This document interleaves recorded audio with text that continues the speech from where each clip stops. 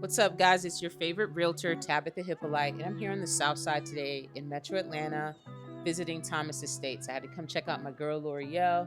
She just launched a brand new subdivision, and they broke ground probably a couple months ago. And guess what?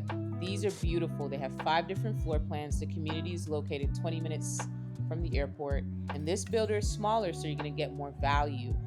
A lot of these homes, if you're building from the ground up, are going to be able for you to be customized with specific custom upgrades, or you can choose packages anywhere from comfort to luxury.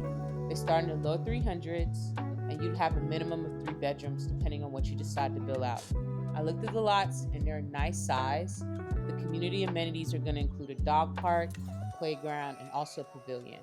And guys, I love to see this build. This is the perfect time to buy because they have some crazy builder incentives.